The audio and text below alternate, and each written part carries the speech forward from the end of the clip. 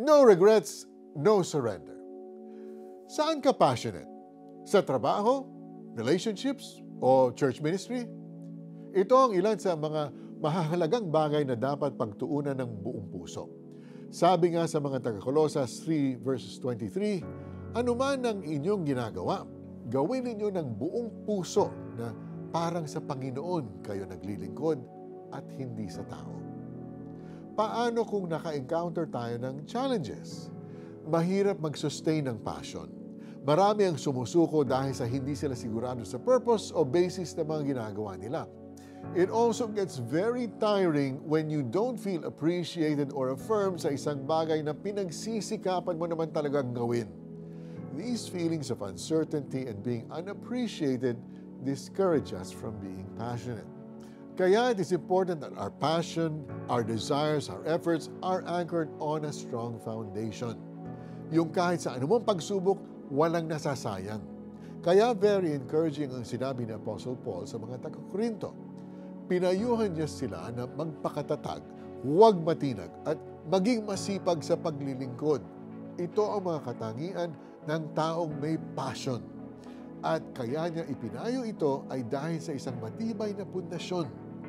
Tayo'y binibigyan niya ng tagumpay sa pamamagitan ng ating Panginoong Hesukristo.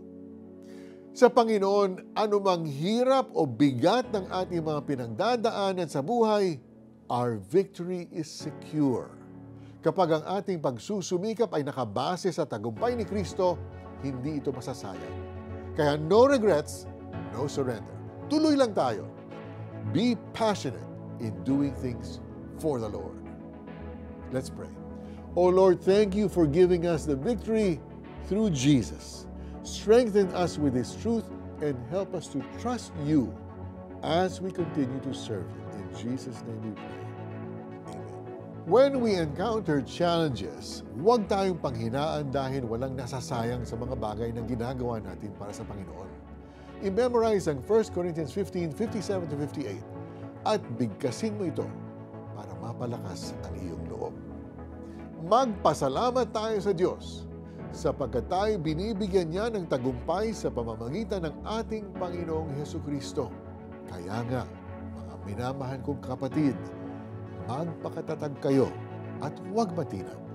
Maging masipag kayo sa paglilingkod sa Panginoon dahil alam ninyong hindi masasayang ang inyong paghihirap para sa Kanya. 1 Corinthians chapter 15, verses 57-58. I'm Mari Kaimo. Thank you for joining us. Until next time, God bless.